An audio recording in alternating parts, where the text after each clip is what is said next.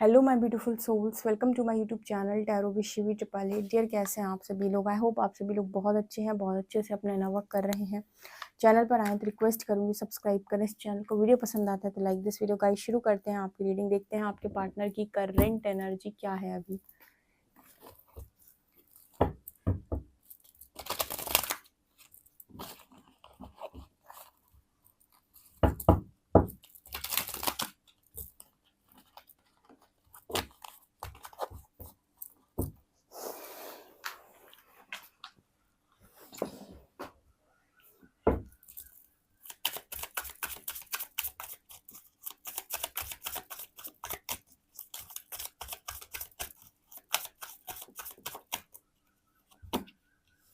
Not today, की honouring picture,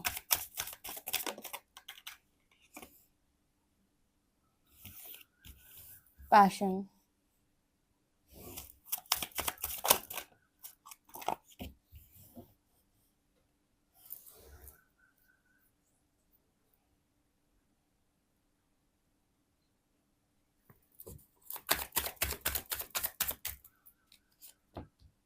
soulmates, ship,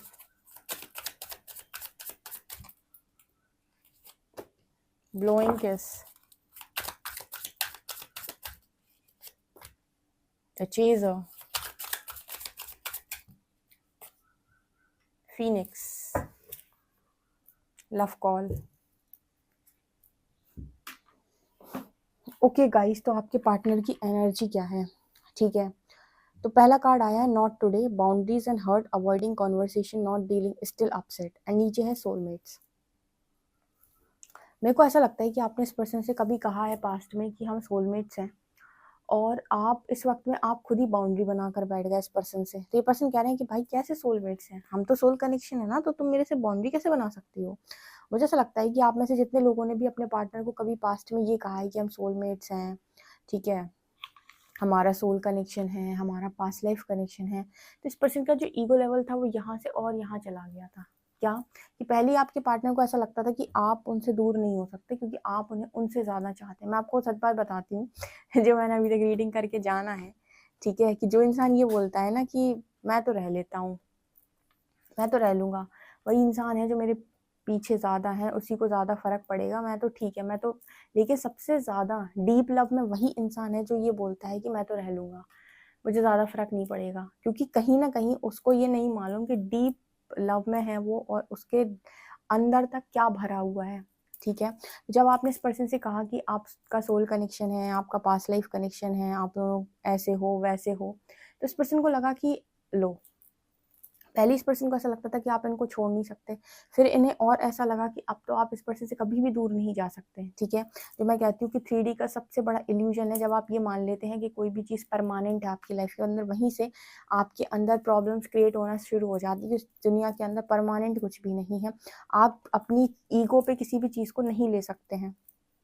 तो इस पर्सन को ऐसा लगा कि अब आप कभी कहीं नहीं जाएंगे इस पर्सन की लाइफ से, लेकिन इनको विश्वास नहीं होता है आज के टाइम में कि boundaries and hurt, avoiding conversation, not dealing, still upset. आप इस पर्सन को अवॉइड कर देते हो, इनसे बात नहीं करते हो। मुझसे बहुत सारे लोग बताते हैं कि कमेंट सेक्शन में बताते हैं, कुछ वैसे बताते हैं कि अभी ज़्यादा बात नहीं होती और हम बात करते भी नहीं है। ठीक है, हम अपनी तरफ से बहुत ज़्यादा बात नहीं करते हैं, जब भी इंसान की बात होती है हमसे तो हम नॉर्मल ही बात करते हैं।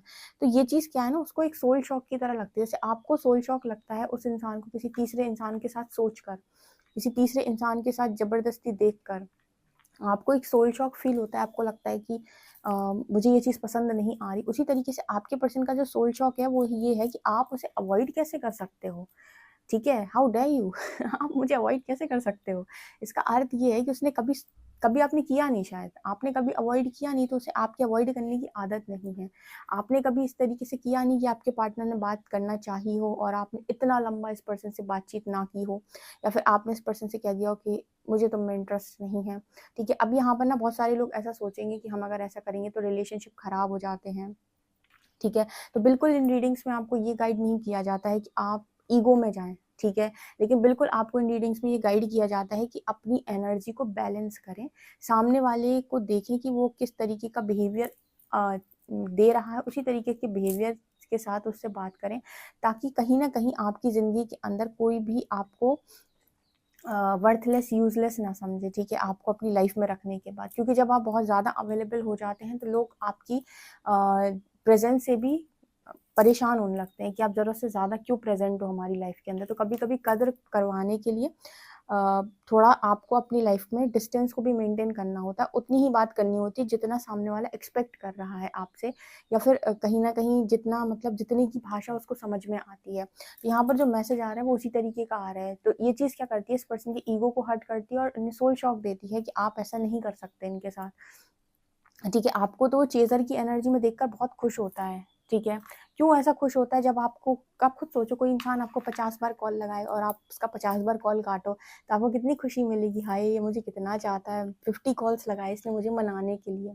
इसको कहते हैं चेज करना, ठीक है। उसी तरीके से जब आप किसी को 50 कॉल लगाते हो ना मनाने के लिए, तो उस इंसान का भी ईगो हाई होता है, उसको भी ये चीज़ बहुत अच्छी लगती है क्योंकि सब ईगो को फीड करते हैं।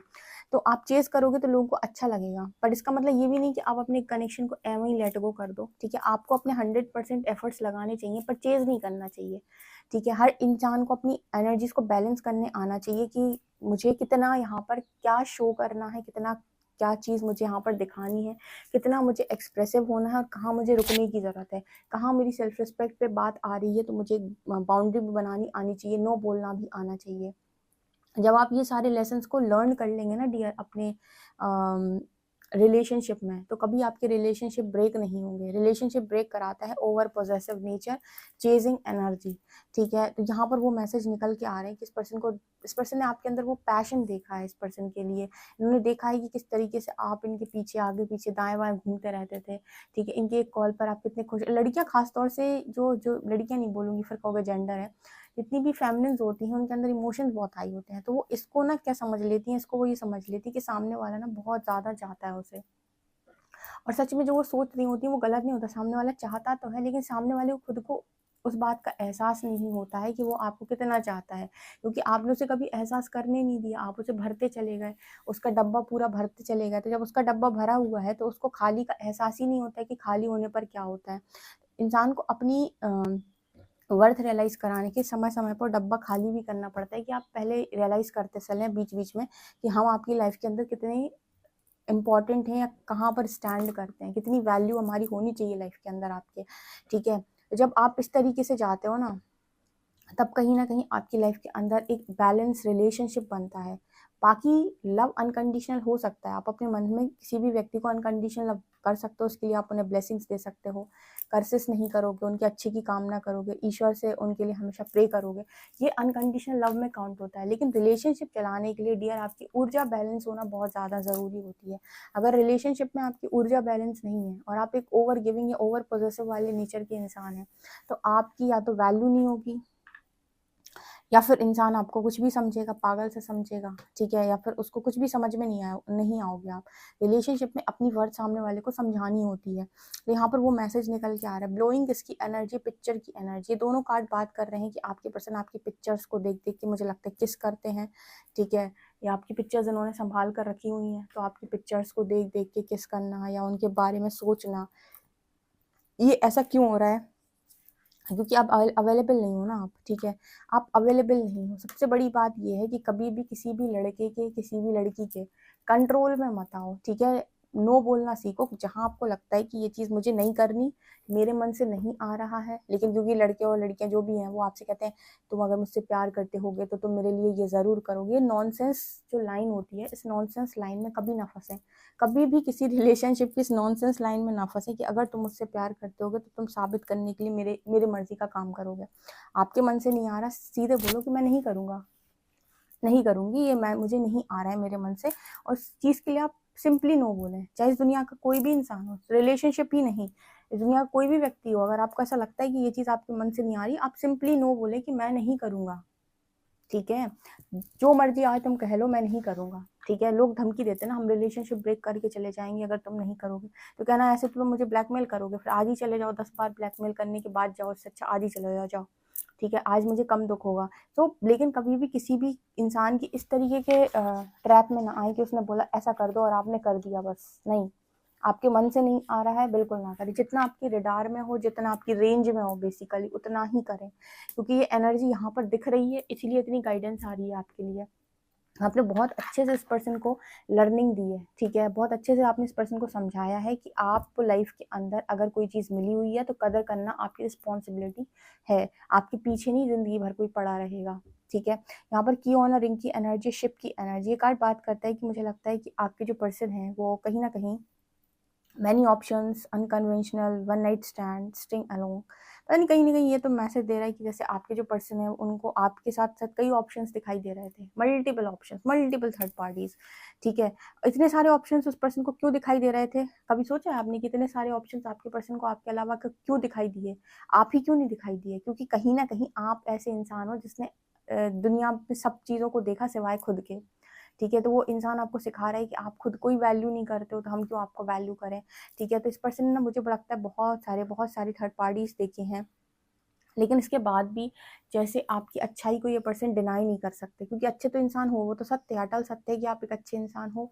बस ये है कि आपने अपनी अच्छाई बैलेंस नहीं की, जिसकी वजह से लोगों ने इसका फ़ायदा उठाया और आपको विक्टिम फील कराया।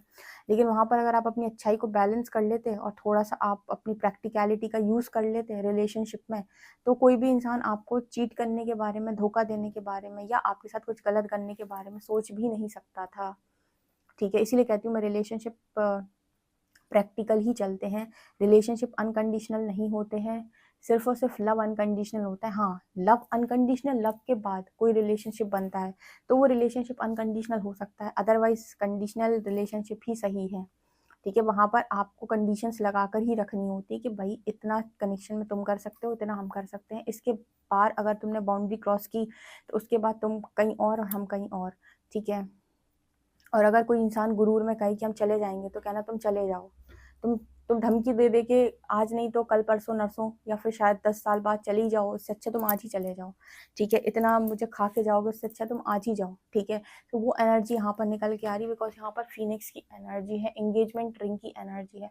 जो आपको कमिटमेंट यहाँ पर चाहिए ना, वो कहीं ना कहीं अपनी वर्थ के अकॉर्डिंग चाहिए है और अपनी एनर्जीज के अकॉर्डिंग चाहिए। New face and rekindle, renew and growth, change mind, rise from ashes. यहाँ पर आप सभी लोग ना फिनिक्स बने हो, जिन्होंने अपनी लाइफ के अंदर अपने आप को ट्रांसफॉर्म किया है। तो अब आपको जो पार्टनरशिप चाहिए वो ऐसी पार्टनरशिप नहीं चाहिए, मतलब ऐसी सो कॉल्ड पार्टनरशिप आपको नहीं चाहिए जहाँ पर आप हर दिन टॉर्चर होते हैं, क्योंकि आप यहाँ पर अपनी सोल को हर्ट करने के लिए बिल्कुल नहीं आए हैं, ठीक है। तो पार्टनरशिप होगी तो ऐसे व्यक्ति के साथ होगी जो सोल से पीस देता हो, ठीक है।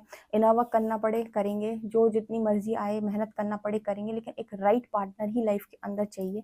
नॉनसेंस लोग इनवाइट नहीं है लाइफ के अंदर, या फिर ऐसे लोग ड्रामेटिक लोग लाइफ के अंदर इनवाइट नहीं है, ठीक है, जो परेशान करते हैं। देखो, रिलेशनशिप में मेंटल पीस होना बहुत इंपॉर्टेंट है, नहीं तो हर दिन टॉर्चर होके आपकी सोल घायल हो जाएगी और उसमें इतने सारे वुंड्स हो जाएंगे कि आपको हील होते होते पूरा जन्म लग जाएगा, ठीक है। इसीलिए यूनिवर्स सेपरेट कर देता है जब कनेक्शन टॉक्सिक हो जाते हैं, तो कि भाई अब नहीं हो तुम लोग एक दूसरे के साथ रहने लायक।